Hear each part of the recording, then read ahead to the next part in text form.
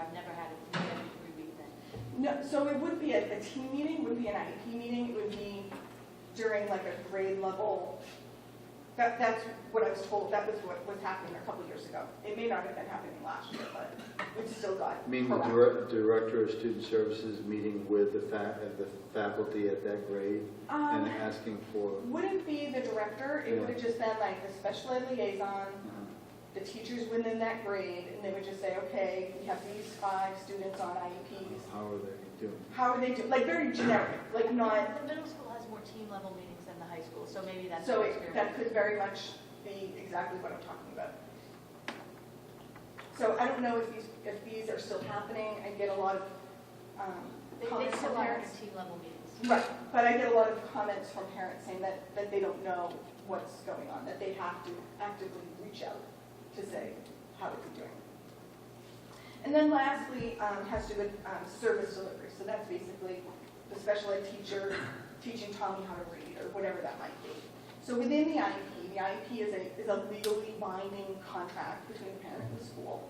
And in that, you indicate, you know, a special ed teacher is going to teach Tommy 60 minutes a week how to read, right? So it's pretty clear.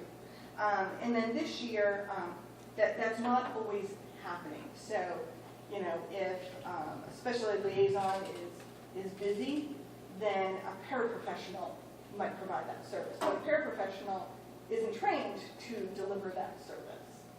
You know, they're not trained on how to teach somebody to read or how to teach somebody how to write or whatever that might be. So there's been some of that going on that I think needs to be reviewed. Okay, next. As I alluded to earlier, we did send out a survey to all the special ed parents, approximately 40. 26 of them completed it. And then I also posted the survey on the Amsacs on the Facebook page. Because I did want to try and get, some of the questions were more broad, and I did want to get some general ed feedback so that I could compare my special ed parents, you know, this is our experience, this is a general ed experience. So there were only 14 of them, clearly a very small number, not a statistically significant number, but it's there. So the main concerns that came out of that, pretty much I've already talked about. Timeliness of forms, meetings, documentation, measurements on benchmarks, progress reports not being there, children not making effective progress, lack of readiness for post-high school, general ed teacher knowledge on how to accommodate disabilities, communication with feedback, kind of all around, and then what I would call excessive disciplining or interim placements. So interim placement is a method where the student is removed from the school and put into a separate school for some form of evaluation. Usually it's 45 days. It could be as a result of... You say 45 or 45? 45 school days. So essentially 2 months. They're removed from the district and put into some other place. Usually it's for evaluative purposes. According to the survey, obviously I don't know whether this is accurate or not, but according to the survey, 7 parents indicated that they had an interim placement this year, which is about 17% of our special needs population, which is really excessive. I can't say whether that's a correct number or not. Perhaps Dr. McCleary could. Okay, all right. I'm sorry, it is not correct. Okay. It's not correct. And maybe they're talking about prior years. Interim placement, which is somebody who is, for a very serious reason, with all the due processes having taken place, is put in a special facility, educational facility for observation and evaluation. And that happens rarely. That's a very carefully sort of arrived at issue. Then it's quite possible that they were talking about over the course of their lifetime. So we can scratch that. Or 2 parents. Or, yep. Jessica, do you have similar sort of support data? Looking at the question, children not making effective progress. Out of the 26 respondents, you have similar data as to how many actually weighed in on that particular supported evidence? Yes. I don't know if you want to pull up the other PDF, which was, yep, that one. So this is small print, you're going to have to expand that. Can you make it bigger? Yep, there. Maybe one. Yeah, that should be good. All right. So basically what I did was I took the survey, and there are a number of questions in it to slice and dice the data. So, so this left side that we're looking at here are parents of children that indicated they were on an IEP this year. So that's kind of the breakout of the children with special needs. You scroll down a little bit. This has to do with the time frames that I was talking about earlier. So consent forms for testing were sent within 5 days. Test results were reviewed within 45 days, et cetera, as you go down. So you can see that there's a fairly good chunk of people whose deadlines are being missed. So if we were to talk about, like, if there's a complaint, we can file with an organization called PQA. So in this case, however many number that is, 20, 30, we could theoretically file 30 complaints against AMSA for violating these timeframes. Now, question. Mm-hmm. So this is as reported by respondents. Mm-hmm. Is the actual data actually kept by the school? These are facts. I mean, you receive a complaint or receive a request on a certain date, you respond on a certain date. Is that verifiable data on these things? It's something that I could certainly add. This is the first time I'm seeing this, so it's certainly something I could look at with this past week. So I think, Chris, your question is so when something is turned in, then it comes into the system, the school's having to track its responses in a timely fashion. We must have that. Yeah. Yeah. As well as, there are the teachers, both special education as well as general education, are supposed to be keeping records of when services are rendered so that, you can see whether, okay, here's the IEP, and here's when the services that are dictated in the IEP are being rendered. Yeah, I'm concerned with the discrepancy, why a self-reporting survey with that number with the 7 kids who have the intern placement versus that's not true. How do we account for the differences in these numbers? How do we sort of make heads or tails of it without, I don't know. Certainly, I mean, I am no survey writer. We could put together a more robust survey with professional help to make sure that the questions are written in the right way, or leading, or, I tried to do the best that I could. Yeah, no, that's not what I mean. I think that this is great. I think my question is, how do we, there must be a way to verify that the self-reporting part of the survey as compared to what we must have data and records kept, like if we could have a comparison of that. Yeah, so that particular question, so a subset of this data I did send to Dr. Clary, Dr. Perry, and Ms. Pasternak this morning, so that they, would have it. I wasn't expecting a result tonight. I mean, it was only this morning that this was passed to them. And then, most of the questions offered comments, so I did provide those comments just so that you could get a little insight. So the question that I was asking about, which was the students were perceived to not making effective progress. Yeah, so if we go to... Actually, just before you switch that over, Yeah. For number 3, you mentioned that in the case of findings being overdue, folks could submit a complaint. Just out of curiosity, did any parents submit complaints? Or I don't know. I mean, Okay. I did not, or I have not submitted anything from a PAC level, because I could take this or, ask parents to, vote their hand up. So I could take this as a whole to PQA. I wouldn't know unless somebody's told me specifically that they filed a complaint on this. And when somebody does file a complaint to PQA, then does PQA reach out to the school Yes, for follow-up? yes. And would we at the board level know, or would that only go to the executive director?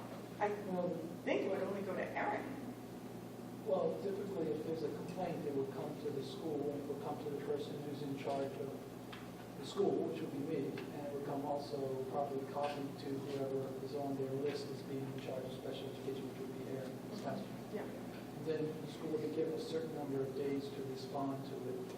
Usually what the Department of Education tries to do is make sure that whatever complaint was is satisfied, and when they close it, send the results to the person who originally complained and to the school.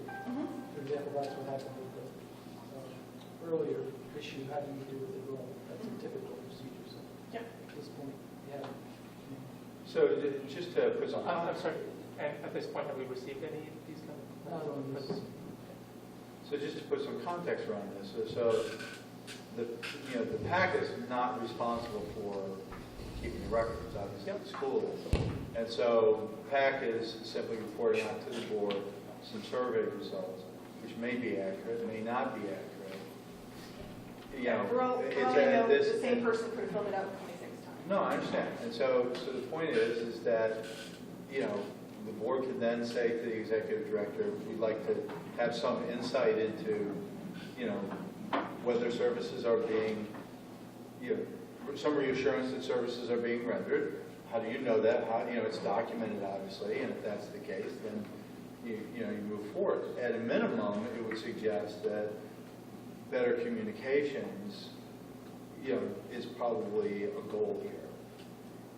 Better communications among the board, the parents who have children with special education needs, and the administration.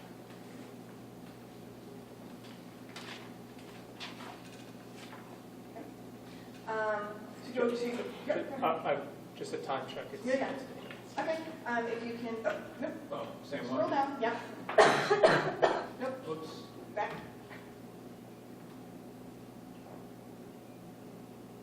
If you can scroll down a little bit, this will get to the question that you were asking for before.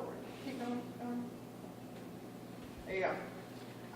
So this particular question, I received the progress report at the same time as regular report cards. 5 of the 21, so that was the case. Progress reports gave measurements related, 8 out of 22.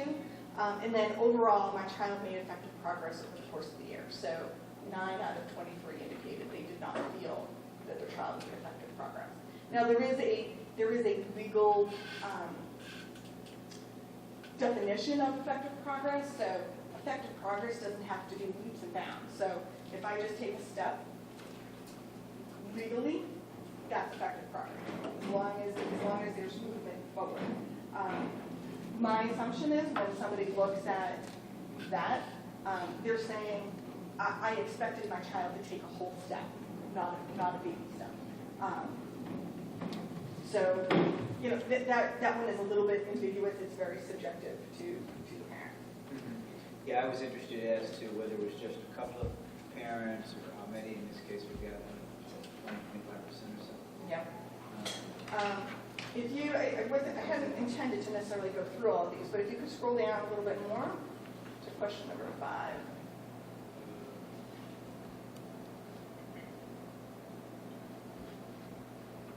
Yeah, there.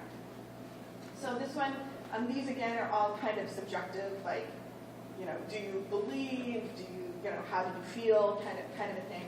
The ones that I do want to highlight are kind of the bottom 2 red ones. So my child met or exceeded his benchmarks at the time of his last annual review.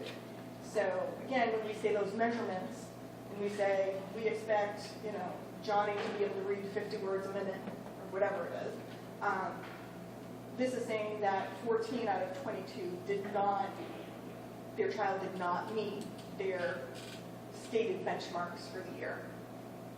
And then number 12, I would say, the next one down, more than 50% of the goals and benchmarks are different in my child's current IEP versus his last IEP. So that would be another way that you would measure effective progress. Because if you're making effective progress, the benchmark for the next year would change. So once you've you've reached level 10, you would expect your next benchmark to be level 20. So what this is saying is the parents believe that they had the same benchmarks year to year. So if it was 100% was different, then that would be good. If 0% were different, then that would suggest. Exactly. Exactly. So again, these are suggested, these are people's memories.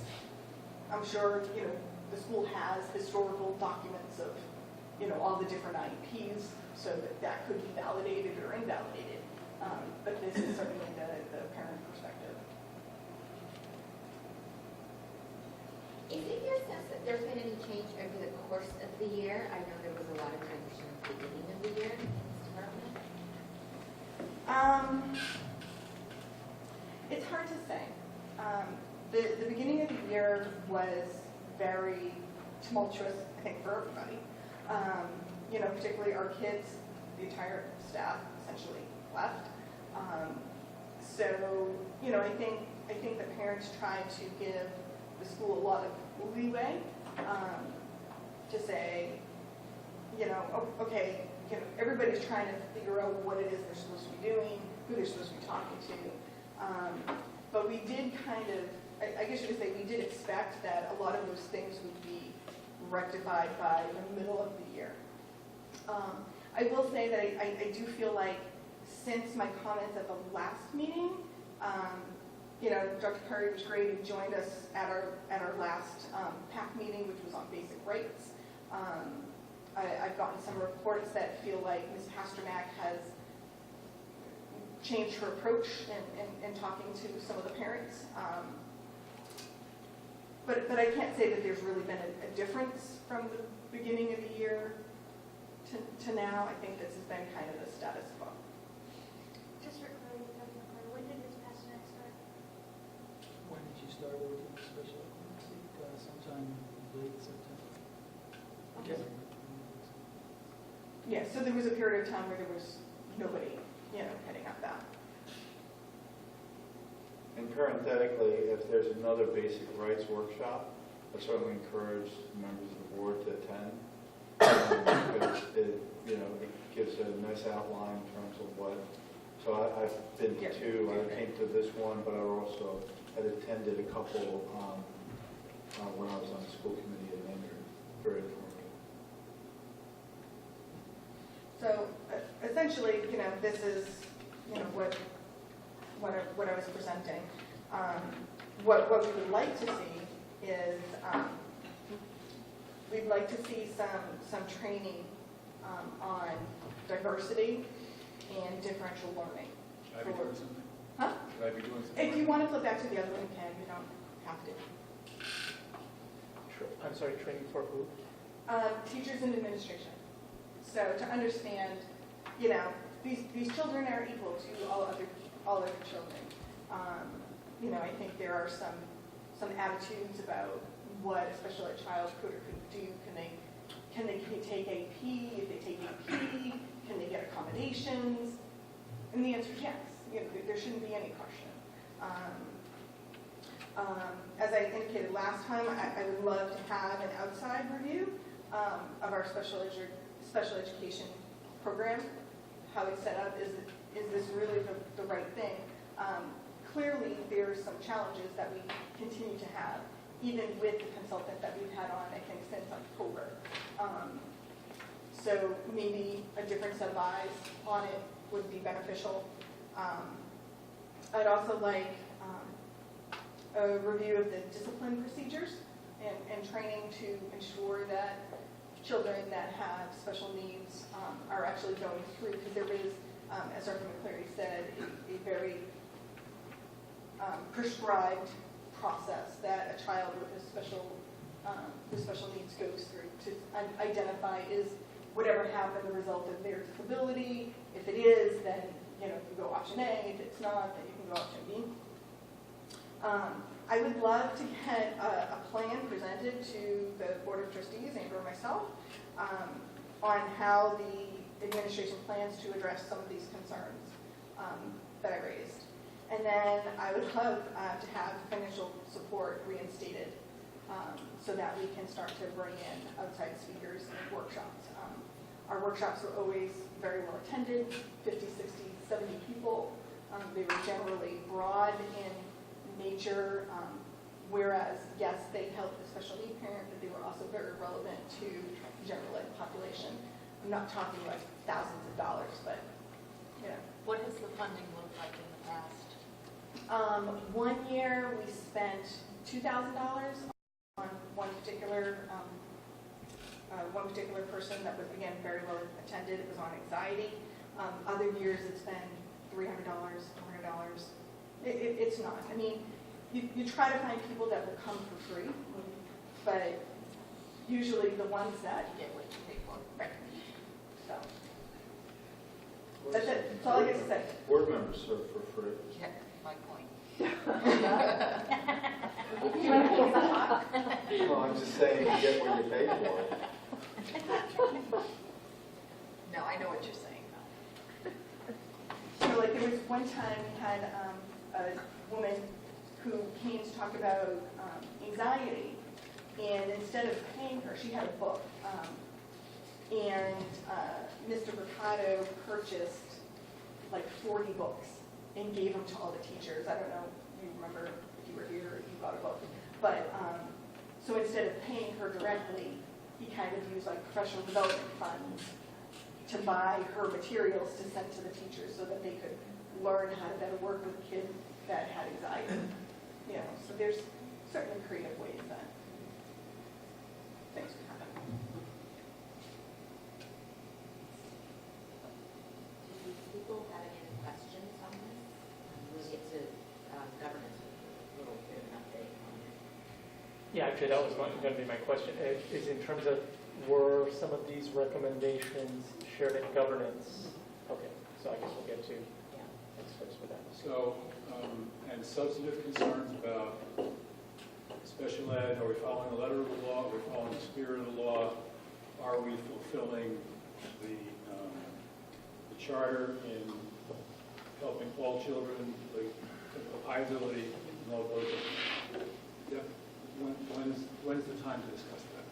Well, now, if we want to, I think we So should. I'm highly concerned about what we've heard and the quality of the conversation, and there are several dimensions. One is the letter of the law, and you get some information about that as to find out what are the facts, has the turnaround been within the prescribed time, have the reports been sent out as they're supposed to be. So what's going on there in terms of compliance? That's maybe some work, but we should know what that is. Beyond compliance, I think there's what are we doing within the spirit of we say in our charter, and this is what makes us different, what entitles us to the money we get, is that kids, regardless of ability, can excel.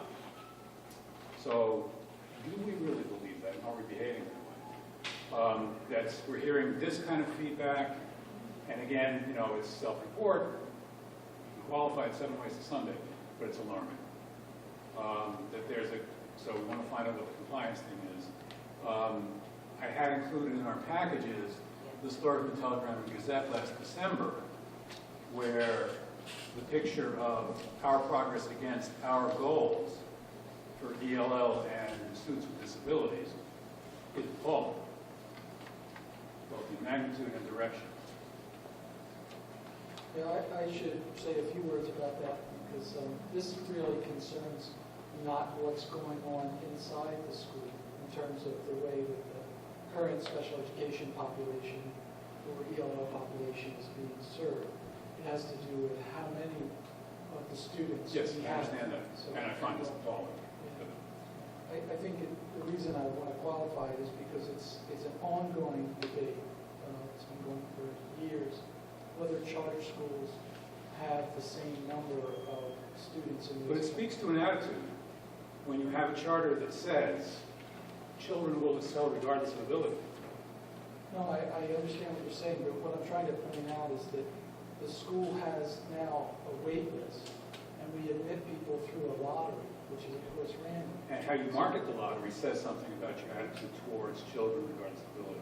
Yes, no, I agree with you. So that for that very reason, each year in our annual report, we report out to the state as to how we are trying to market the school to all the populations.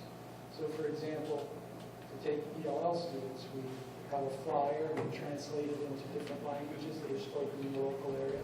We put these flyers at various... And I think we examine those things and make sure that we are doing them at a high level of excellence. Not that we're complying, not that we're spreading a few flyers around, that we're acting like we really mean it. Because what's out there, I think, is, oh, Amsac, that's the school for smart kids. Not the school for kids who want to be smart. And we have to be proactive. And we have to really mean it. And I'm not convinced that we do. And I need to. So I concur with Chris's points here. I mean, I think, I think there's a relatively easy path forward, at least initially, which would be, certainly Dr. McCleary could, bring to the board, the school's perspective in terms of compliance, in terms of, sort of reassuring around compliance, talking about the recruiting plan, things of that nature, and sort of saying, okay, here's the facts, because obviously, again, the school is the one who's responsible for tracking the plans and the progress against the plans, as well as the recruiting. And I think also, so part of this, as Chris was saying, is sitting here saying, what's the vision? What is our vision for this part of AMSA? What are we trying to do here? And that would include how are we resourcing this, and so what resources are we putting into this, and so forth. So to me, that would seem like a very reasonable, fairly easy next step to get some information out. You used the term alarming. I don't think it's unfair, but let's get the facts out on the table. I think that's what Jess is saying, and I think that's what we all would like to see done. So let me share just a little bit from a governor's perspective, because we spent quite a bit of time talking about this and Jessica sharing a lot of what we shared here. And there's an awful lot. So from sort of a priority standpoint, of course, can you sort of categorize or bucket those concerns and issues that would be from a compliance perspective versus those that are from a non-compliant perspective? So let's start there. And I think as you stated earlier when you first began speaking, that you have now shared some of the issues with Dr. McCleary as well as Dr. Curry and others relative to what those concerns are, which they may or may not have been aware of. So that was sort of the first piece of just making sure that everyone is aware. And if you look at the presentation, the process is kind of where I put the compliance. So if you think of process, you can kind of think those are where like the compliance concerns are addressed. Yep. Okay. And so let me just finish this. So then there was sort of the second piece, which we said was we really need to sort of talk about what's the approach that we want to take now, because there's some validation that needs to take place here, and confirmation, and making sure that we have all the facts. And so as we talked about from the governance committee standpoint, we really proposed that it would be one possible path forward would be to have at least 2 governance committee members work with Jess as president, and we spoke of Allison from number one, legal's perspective, because we're talking about compliance here, as well as Roger because of his wealth of experience and having a lot of knowledge in this area, been on the board for quite a few years. So that was, I think, sort of a proposal that we wanted to make to the board relative to as a possible path forward when we talked about governance. Trying to ferret out So additional details. So I appreciate that, but I think the concern has been raised. Chris raised the concern, and I share it. If I'd like to understand that we are compliant, with the way we handle IEPs, that the way we're recording progress on those IEPs, et cetera, that we are in fact compliant with that. There's also certain things that we're supposed to be doing in terms of being welcoming of students that have special needs, encouraging them to come here, encouraging them to stay here when they have, and you know, how does that get resourced and so forth. So, I mean, I appreciate the effort of a few board members working with the PAC. That, I'm not sure that gets us the information that was asked for. Well, I'm not sure what we talked about from the governance standpoint was much different than what yours. We're talking about how to approach this, and having a couple of board members work closely with Jess. Really, it's about approach. So some of what's been shared here today, I think, is part of that approach that may be wrapped up. And my point is, this is not about working with the PAC, because the PAC is reported to us as a board. We need to get the information from the entity that has that information, which is, in fact, the school administration. But I don't think there's a contradiction here. I think Evan is saying that a couple of board members will work with CPAC to come up with a plan. And part of that plan will, in fact, be to go to the administration and get the right data. Yes. But it's not just getting this report from CPAC or PAC. It's to work with them to make sure we come up with a plan in cooperation with each other You're skipping and a then step. execute. You're skipping a step. Which is, where I think where governance needs to do is to come back here so that we have a discussion in principle. To understand compliance, we have to comply when we do that. Is what do we really mean by acting affirmatively? Or how far do we want to extend ourselves to be welcoming? How far do we want to extend ourselves to make sure that kids with different kinds of needs make it through? That will bleed into, I think, English language learners too is another area, is how much do we want to do that? And so I think we have to have that discussion. I think we have to find out the facts, have that discussion, and then proceed to the plan. Right. So could I, I'm sorry. Well, if I could just say, though, I think we may be, I think there are a few different issues.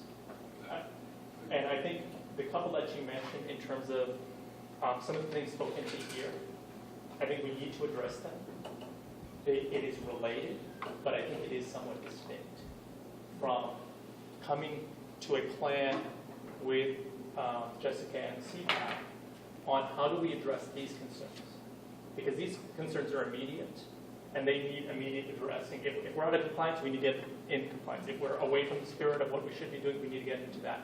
Then beyond that, and So beyond compliance, that, yes. If but we're in the, if I could just, I'm sorry. That doesn't mean we shouldn't be looking at this issue. We should, but I think they're related, but they're distinct. I agree. But I think that we do have an important philosophical discussion to have when we go from compliance, got it. Acting affirmatively, how we want to do that, that's the philosophical discussion that we have to have. And that, I don't think, can be delegated to a small group. Well, the delegation to the smaller group was around a plan and an approach. It wasn't, here's what we're going to do.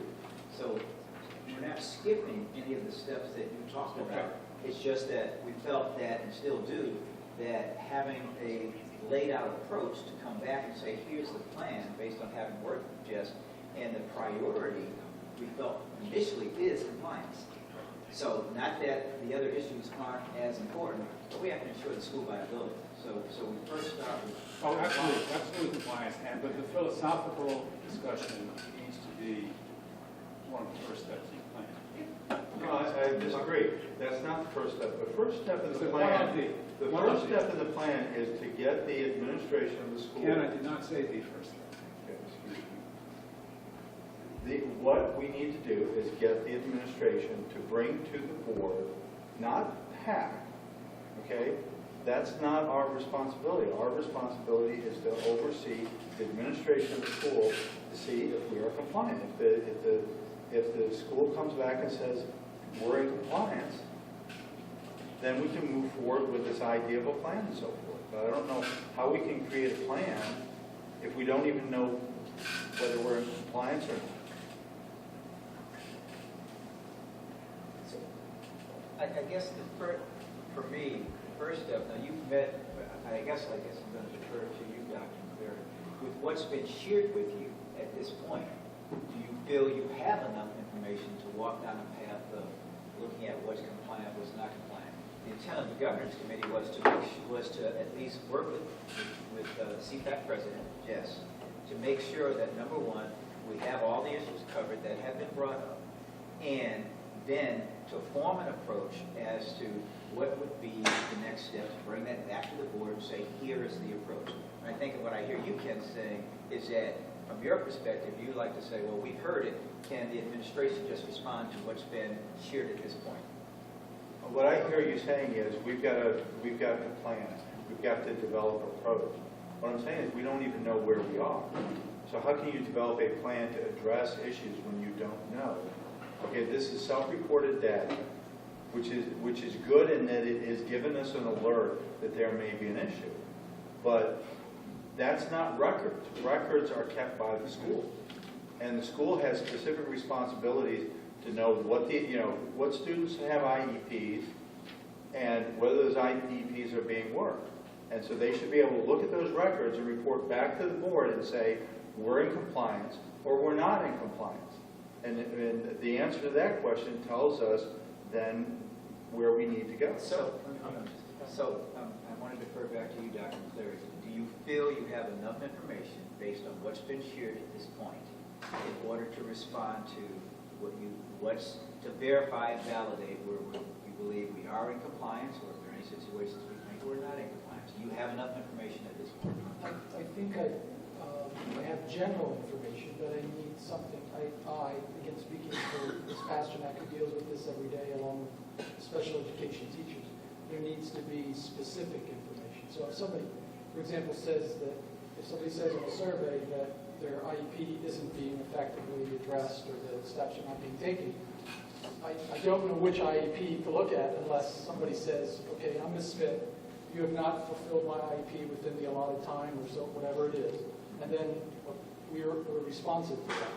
I know that Ms. Pasternak is very responsive, so if somebody asks her something, she gets back to them, generally within 24 hours. I guess that's my answer. If I get a specific, or any number of specific issues that need to be addressed, we will address them. I think that goes back as to the the primary approach to stakeholder? making sure that we are covering all of the bases that need to be covered. I think a good way forward, I could certainly put together a list of the metrics that I think are relevant for what we need to see. And then I could present them to Dr. McCleary to go back and pull that data. We are only talking about 40 IEPs, give or take. Maybe it's a little bit more, a little bit less. We're not talking about robust amounts of data. So I think if I can come up with this list, and then you can basically go through all 40 IEPs and check, minus, whatever it is, and then come up with a full, complete picture to address what Ken is saying. And then we can take that data and go on to the governance committee and say, okay, this is real data, and then develop that plan, be it we're in compliance, okay, we've met the minimum, now where do we want to see from a forward-looking?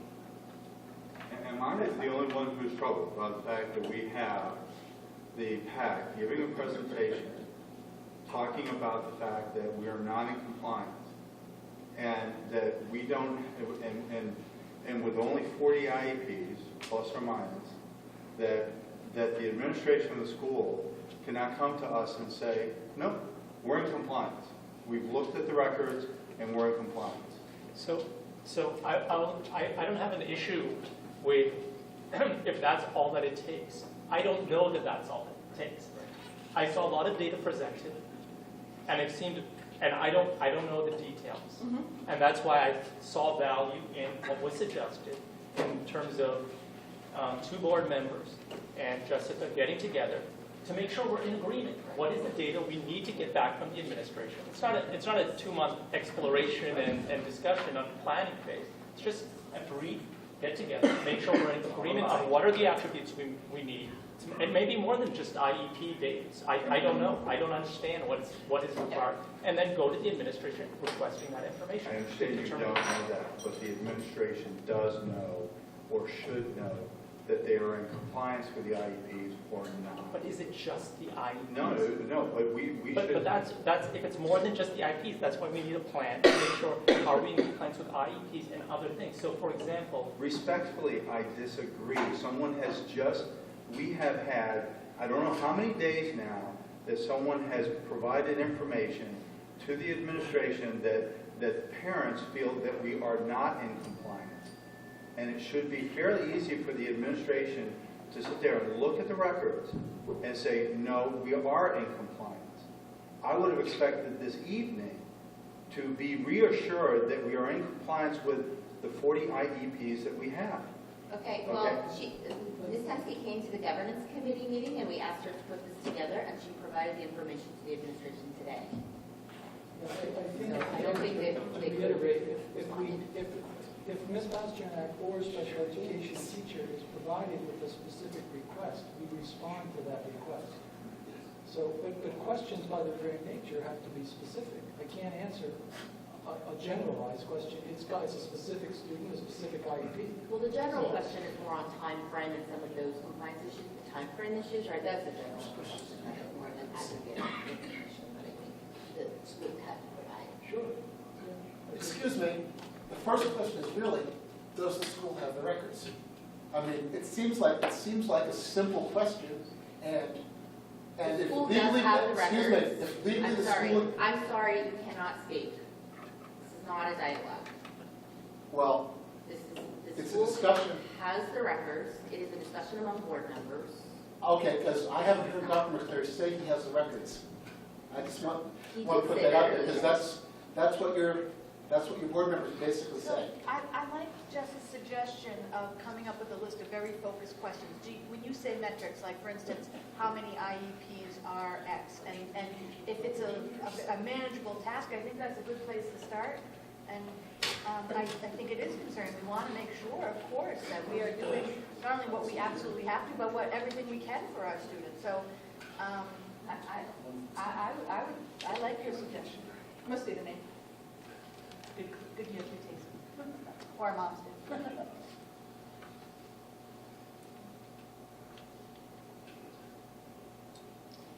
So is there any concern with moving forward with this proposal that governance committee had come up with, having 2 members of the governance committee, Roger is not actually working anymore, to work with Jessica to develop this? We're asking the school for at least the compliance information right away. As soon as they can put it together. Yeah, can we put a time frame on that? I was So just we going to know- say, Yeah. that would help if we put a time frame on it, so that we have an end date. Yeah. So I'd like to know if the compliance has been investigated and areas of non-compliance have been identified and there are plans in place to correct them at our next meeting. That's the report that I would like to hear. I think that's reasonable.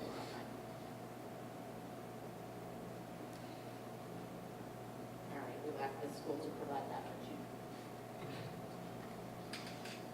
And that is, The compliance related concerns and these timeframes. Not maybe the individual specifics, I think that's. So I'm just unclear. So is Dr. McCleary just going to go get the data based on this report, or are the board members, as governance suggested, the board members going to be meeting with Jessica, getting a list, and making sure we have a clear list of what we need from Dr. McCleary? I would, speaking for the school, I would appreciate a clear list. I can give any information. We keep very detailed records of all the student IEPs. We had 4 meetings today with parents about IEPs. They are held regularly, and I have a very high amount of confidence in the team that we have in place. I need some specific questions to answer. If somebody says there were 5 times when this particular IEP was late, or whatever the question is, I then know where to go. I say, okay, I'll look at those 5, and I will come back and I will tell you if those 5 were. You don't have a log that carries the dates of all the IEPs and the dates they're supposed to be done, and the dates that, isn't that a spreadsheet?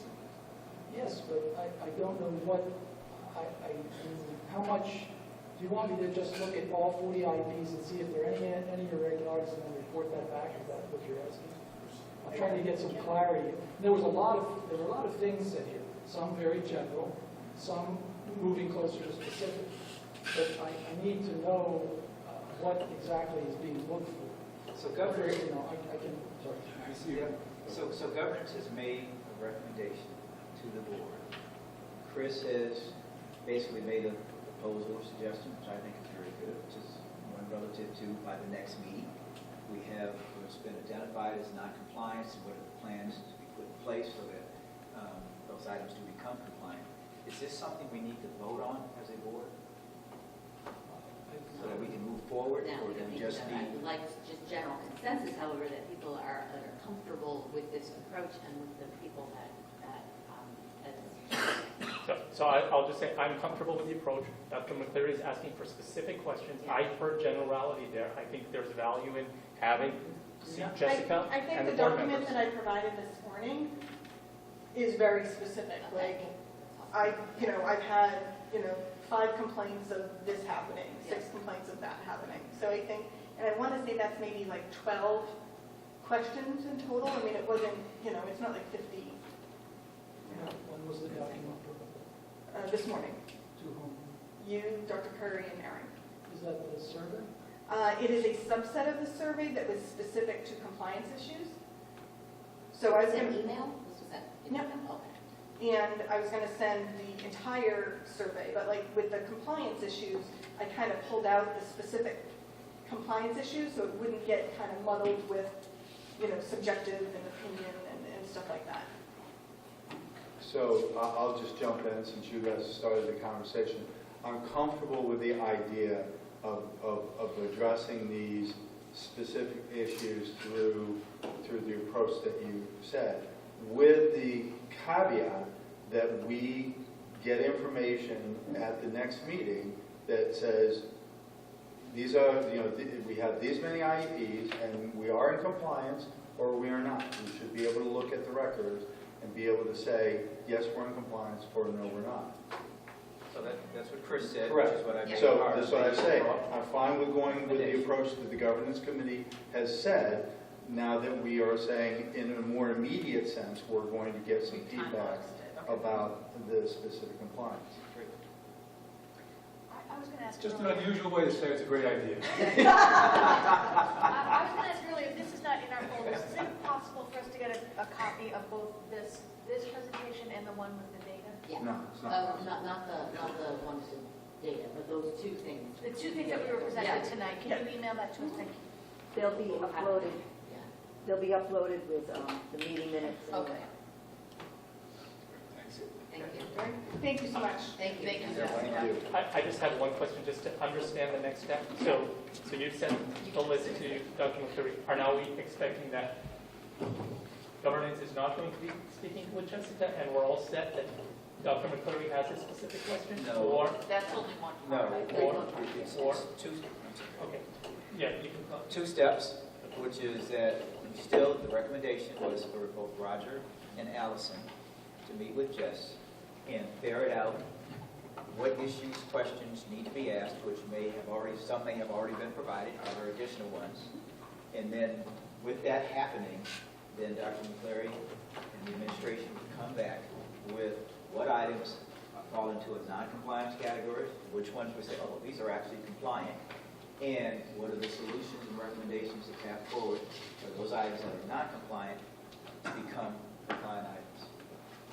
And to prevent it from happening again. Yes. yes. Yes. Yep. Because some of the compliance issues, once the dates have passed and then, the meeting happens or whatever, like, you're, technically in compliance at that point because you've now rectified that. So it's really a plan to prevent that from happening again. And then at a later date, or post this discussion at the next meeting, the follow-up discussion, then I think we need to discuss how do we address the concerns you brought in terms of The philosophical. our direction as an institution. Yeah. Okay, great. So is that an agenda? Yeah. The agenda item for next time will be this first step, probably not the second step. Or maybe discuss a plan for the next. Yeah.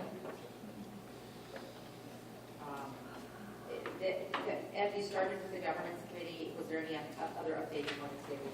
I know that was a substantive Yes, that was a big part of our meeting. Oh, just so people know, I actually pulled some of the policies. They were going to be part of the discussion, but just given the past agenda that we had. Yeah, I was just going to say, there were several policies that were discussed, some guidelines, those that we shared just based on what Pauline just said. And that was really probably about it. We spent a lot of time on our complaint policy, but we'll go into that at next month's meeting, along with the special education. That's about it. Thank you. Chris, brief fundraising and development. So the campaign stands at just under 28,000 today, 28. I think we're going to wrap it up next week.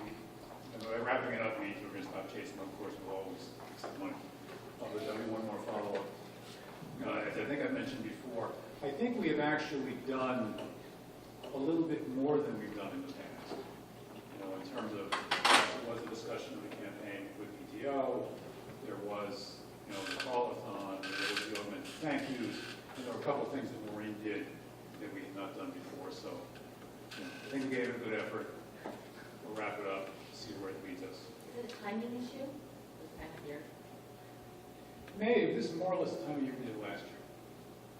Maybe it's a month later. So I think it's I'd be guessing, but I think it's a brouhaha issue. I think it's, people aren't very happy. That doesn't look in the wrong direction. But we'll get with it. Otherwise, the committee was unable to meet, so we're on the minute. Okay. Ken? Let me have another presentation.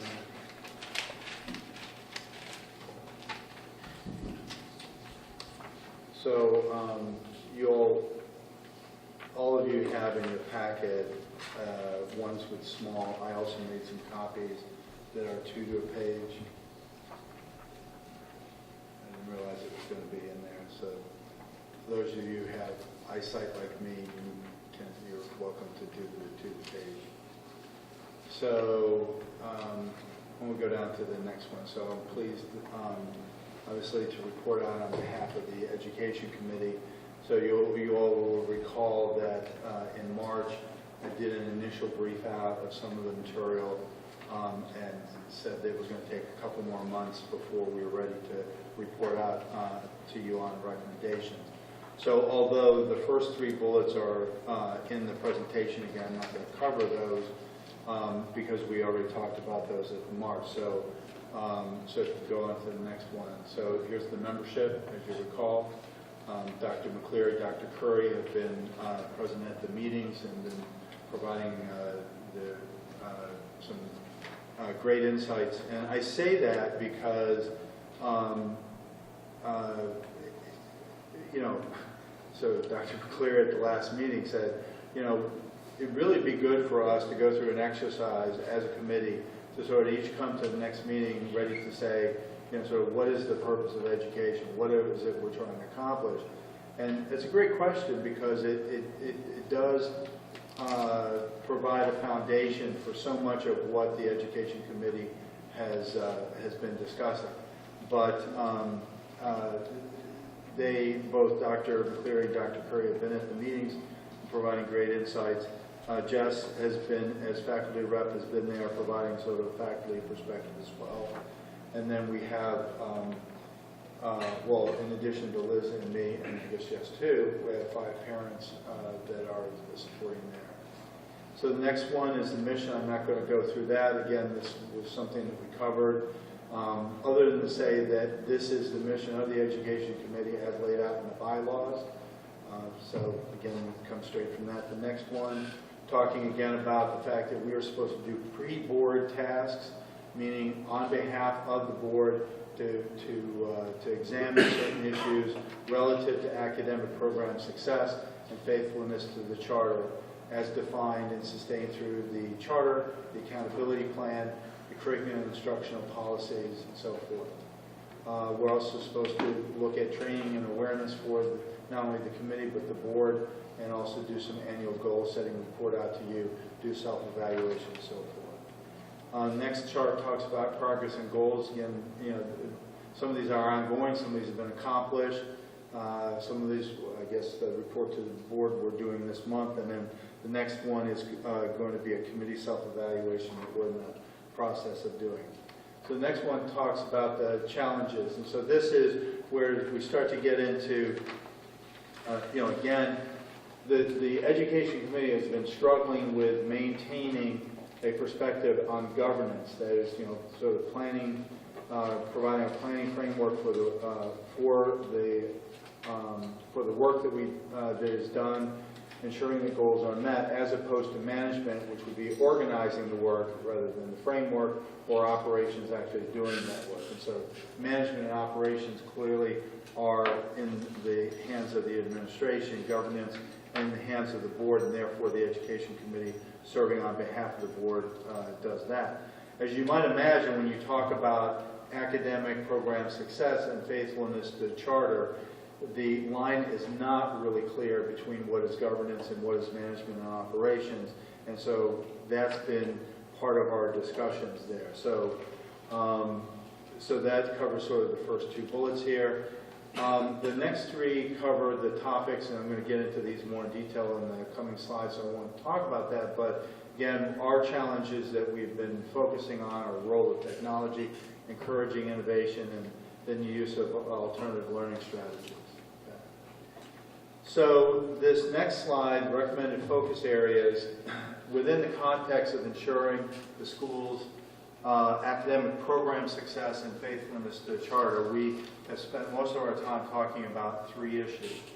The use of technology in support of learning, and this innovation in learning and how to encourage that, and then the use of alternative strategies. And so this runs a whole gamut of part of what Jess was saying earlier about providing different learning strategies for people who learn differently, having different learning styles, as well as the use of outside and online resources. So AMSA, in its resources, is able to provide certain programs, has access to other learning resources that are outside. But then how do you incorporate that? When you have a charter that sits there and says that you have a certain program you're supposed to put forward, and then what is the use of field trips, travel, internships, and so forth? How does that fit into the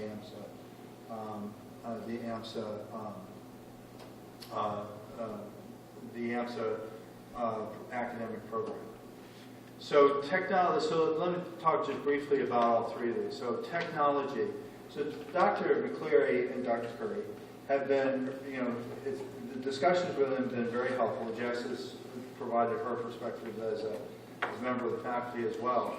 So you can imagine, I think we all have seen, where technology is used in a learning environment and can quickly become a crutch. In other words, you use the technology to do the operation rather than learning the operation.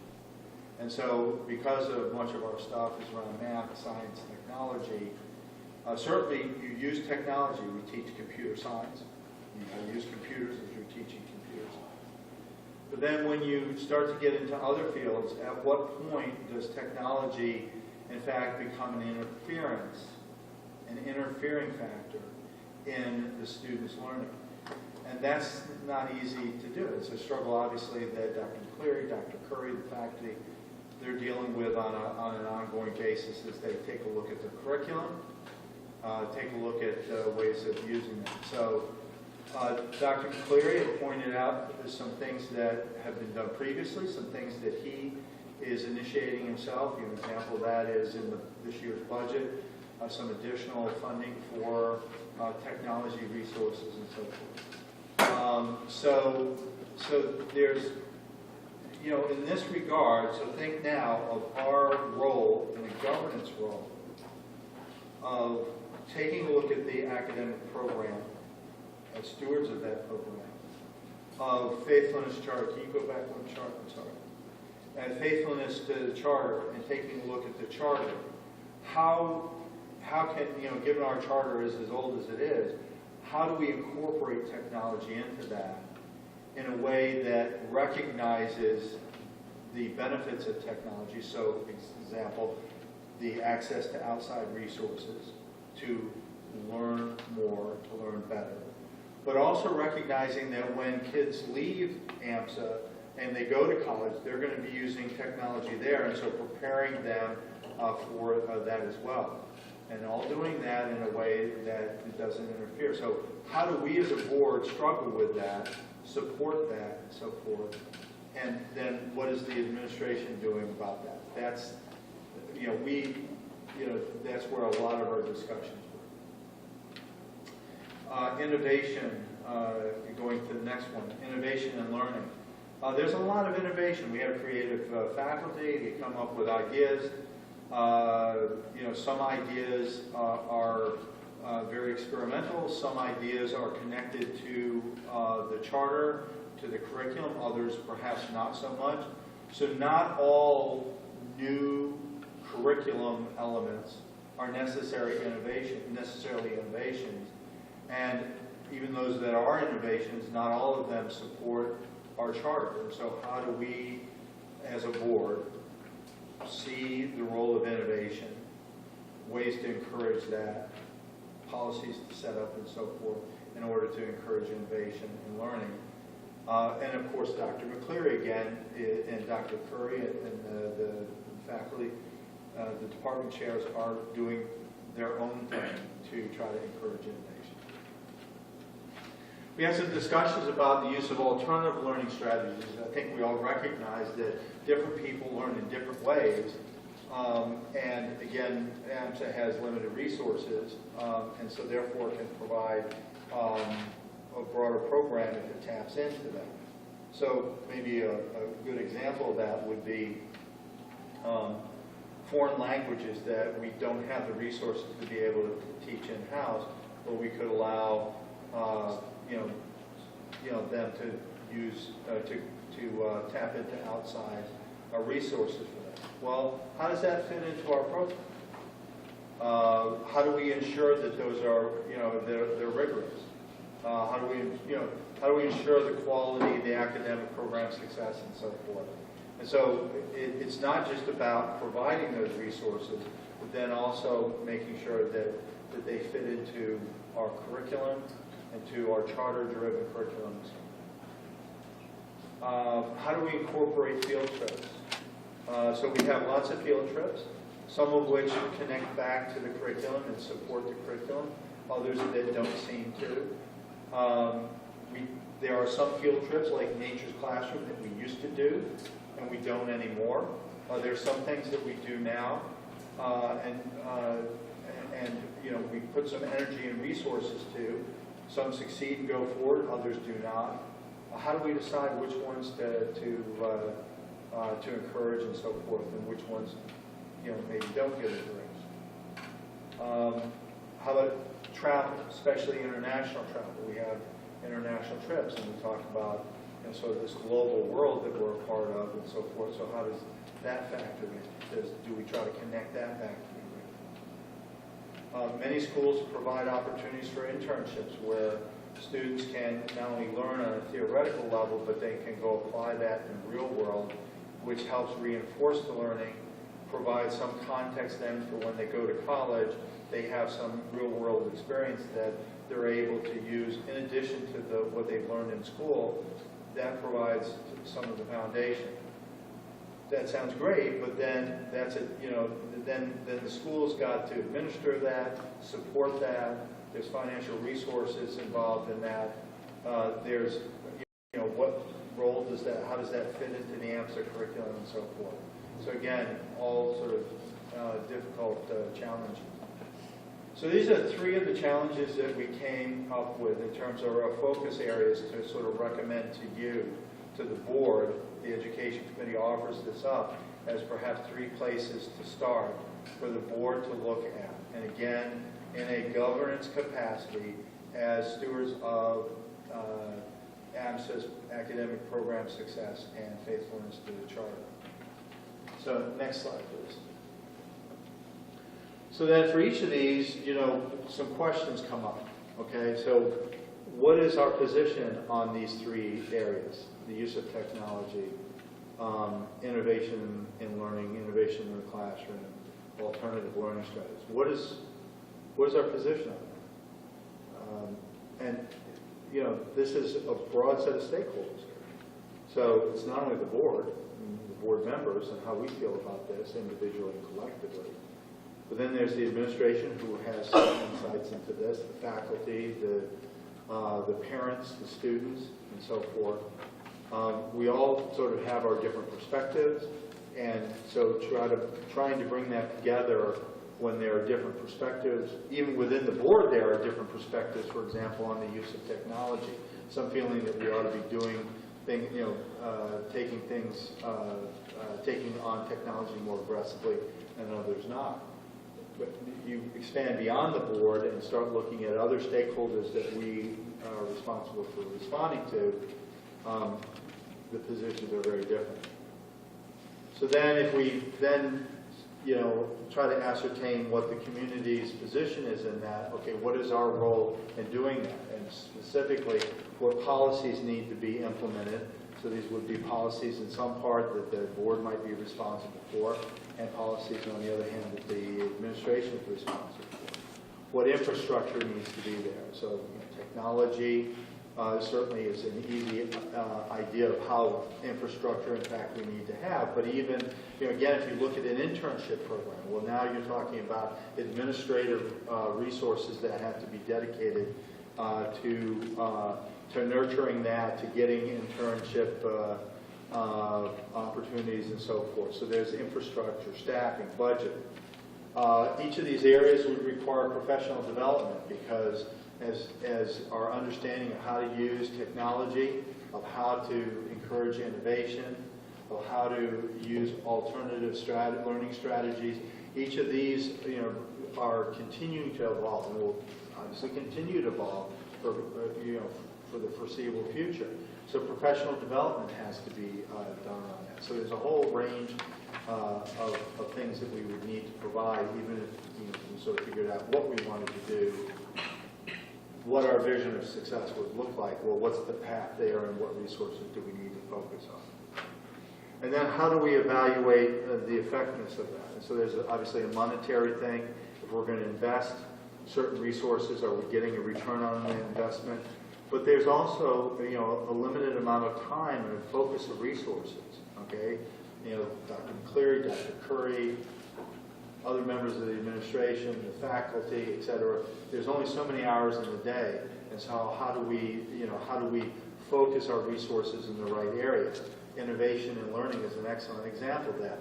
You know, having a creative faculty, they could come up with hundreds of different things that, many of which would look great to support. Well, so how do you sort of down select then in order to be able to provide the necessary resources to move these ideas beyond ideas and into fruition? Okay.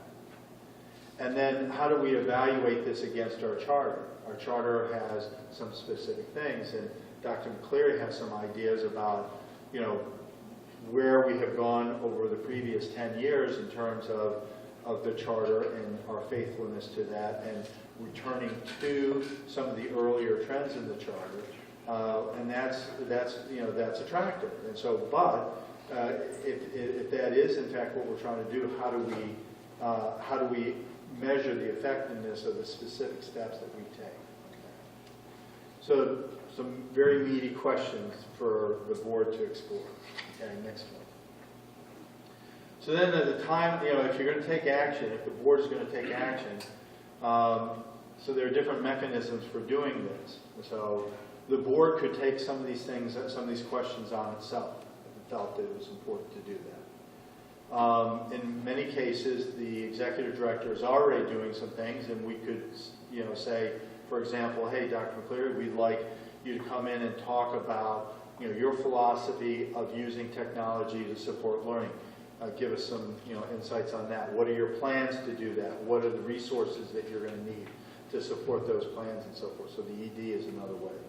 You obviously could set up a task force, or you could bump things back down to the education committee and say, hey, we'd like you to work these issues within the committee and come to us with recommendations.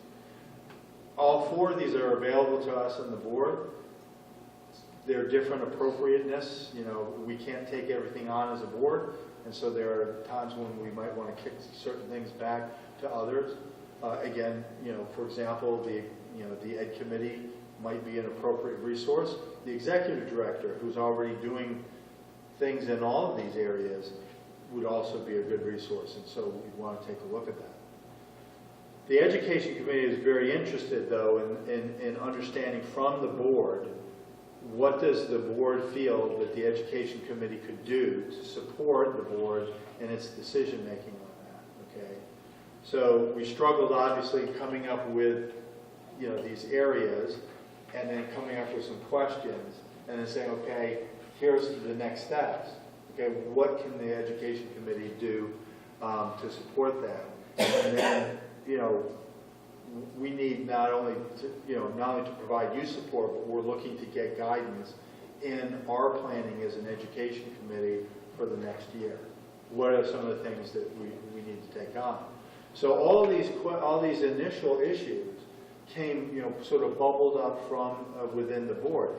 Sometimes from parents, oftentimes from Dr. McCleary and Dr. Curry, but these things all bubbled up from the board, from within the committee.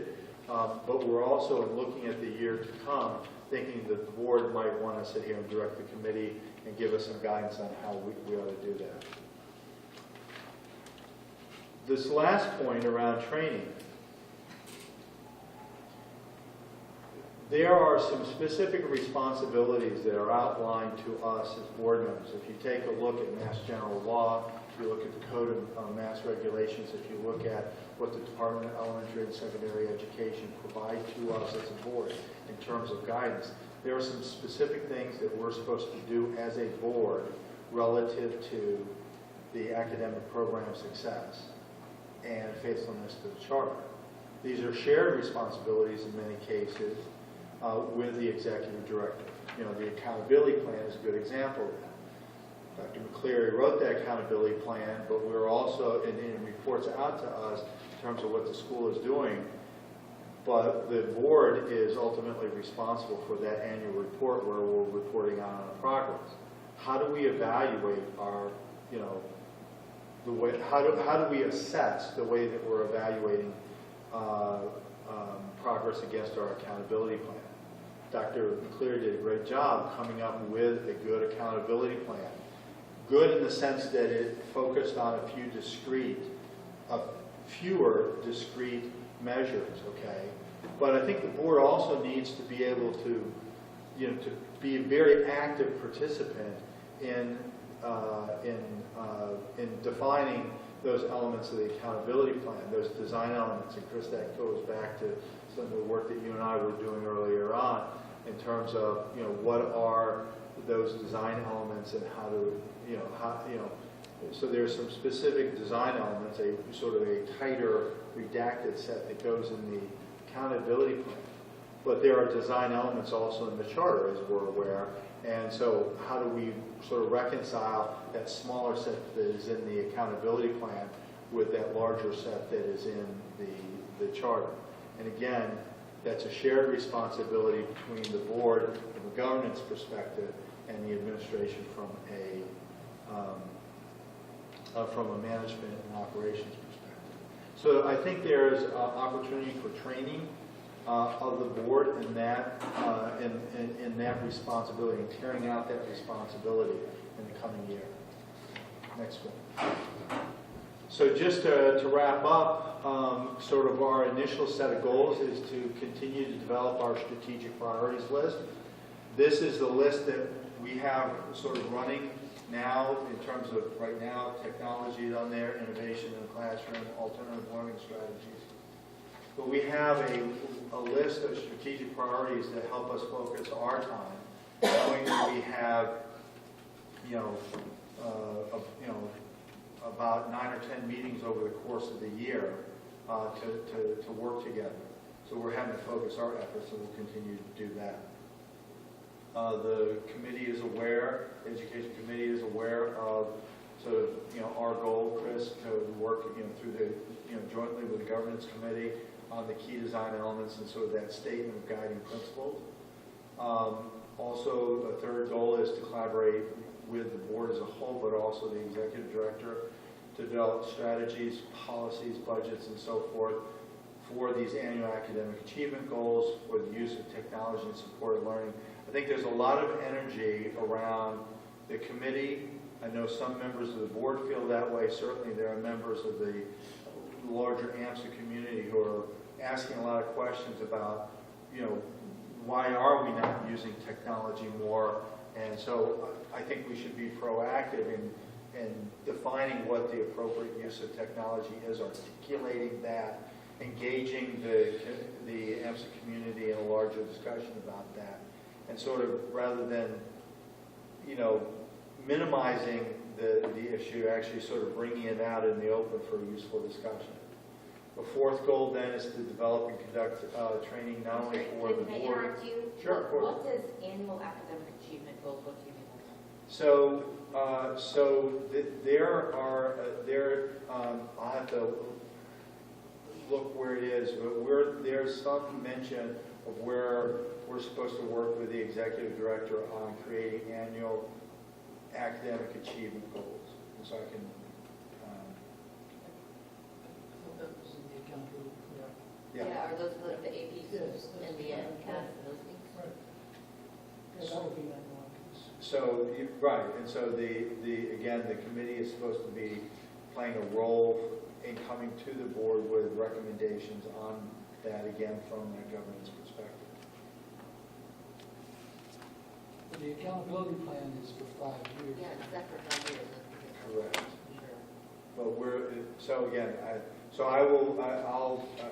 I'll provide the mention. I can't remember right off the top of my head where that is, but they was mentioned that we're supposed to be developing annual goals as well as the 5-year goal.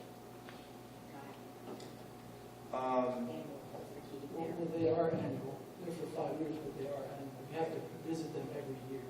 You have to hit them every year. If we don't, then the DOE wants to know why we're not hitting the goals each year.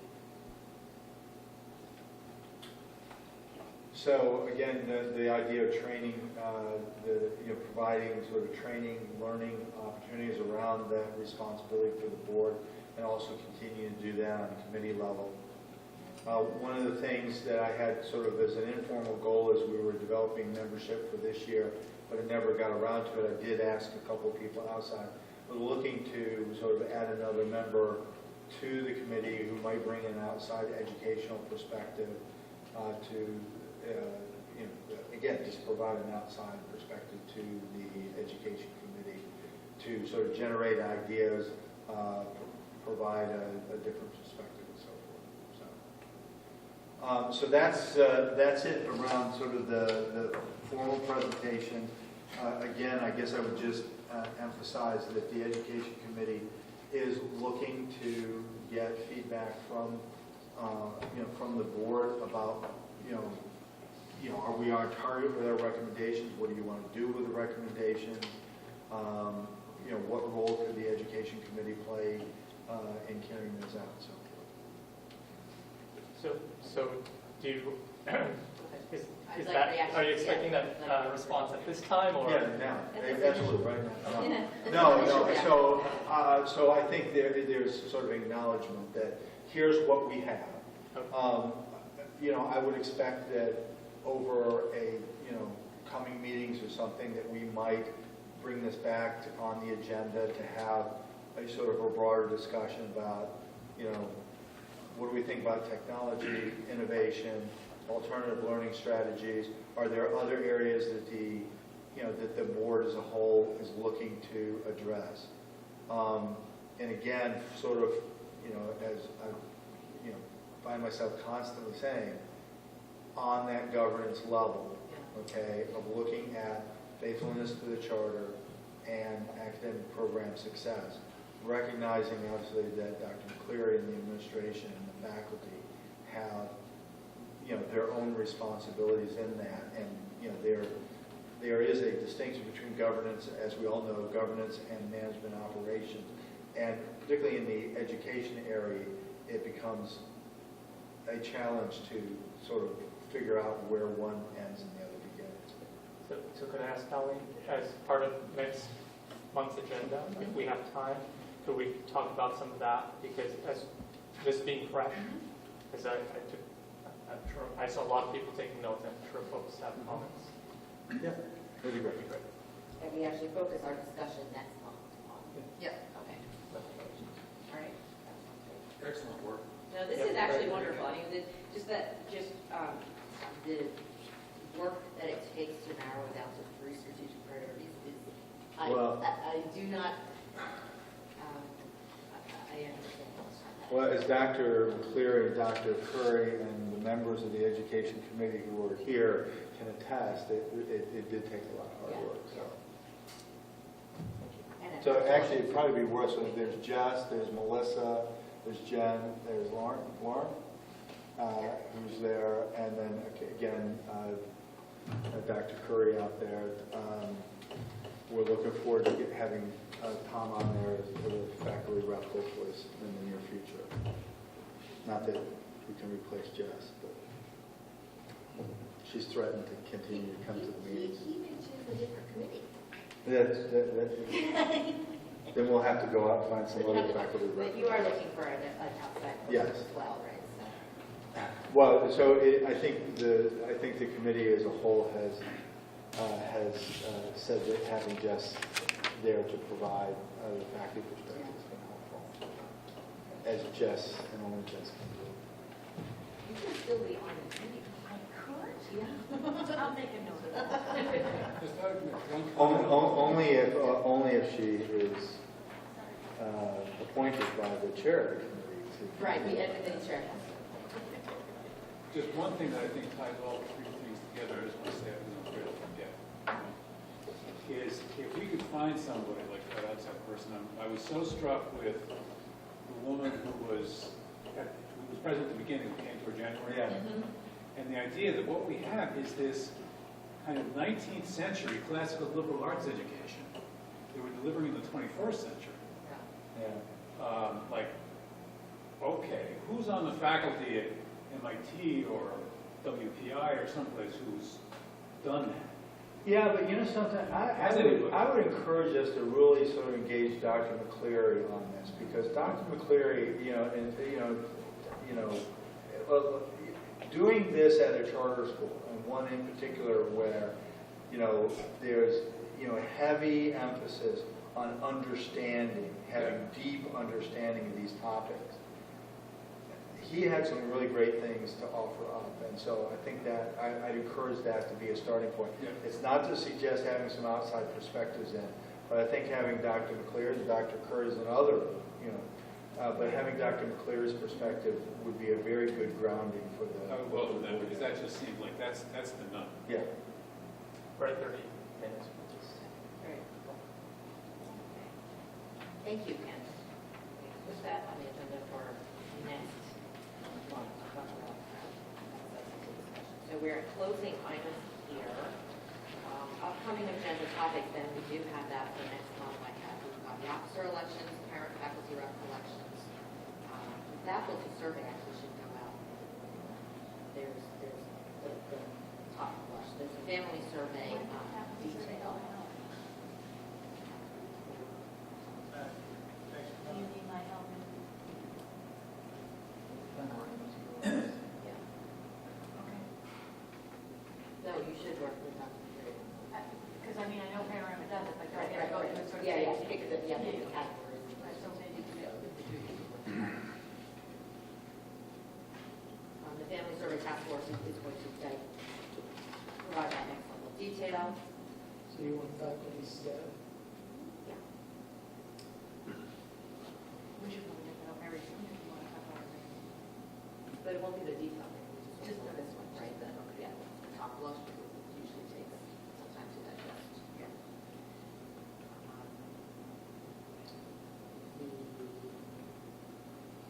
September, and then the committee discussion. I think that's what we've got for now. Ed committee stuff. Discussion. Priority. Just teasing. It's double sided. Did you include Double all stop. the special ed discussion in the compliance Yeah. output? Okay. I didn't, but now I have. Okay, we have full agenda next month. I say, that sounds like A lot. we didn't have a financial this time, so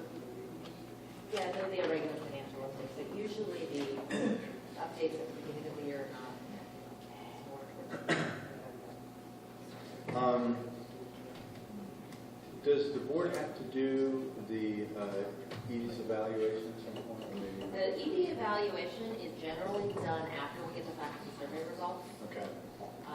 So we have done that in July. either in June or in July. July, Yeah. okay. One problem that we have had, frankly, in doing it in June is that one of the goals in particular is with some AP results. They're always sort of lagging because they don't come out until July 5th and 6th. Yeah. So I would say doing it at the July meeting. Has Have all the data. has the July meeting been scheduled yet? Yeah. All meetings are Okay, scheduled. that's fine. They may not all be on board on track, but I will make a note to put in there. I may have to call in from Arizona. And you can do that as long as we have 7 people here.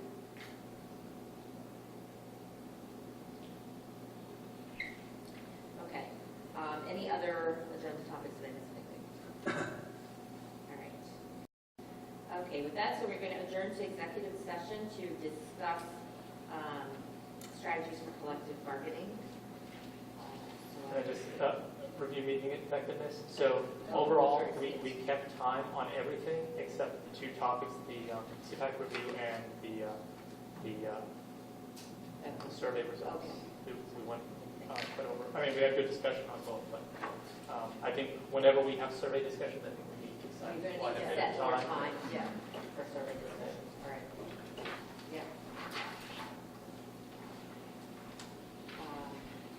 Needing to take executive session. Motion. Chris is making a motion. Second. Okay. I need a roll call vote. So we start with Yes. Yes. Yes. Yes. Yes. Okay, we'll note that Jess is not joining us since we're only discussing this one topic. And Dr. McCleary and Joe Bartulis will be our guests for executive session. We also anticipate having Tom, Craig, and Mike Bless all in.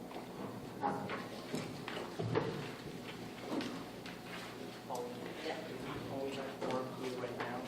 Yeah. Did I have to raise my hand? If that's Over the going with you presentation. initially, no. Tom is on video. Yeah. So Did you get one? he said 2 minutes, more than 2 executive Thanks. session. Good presentation.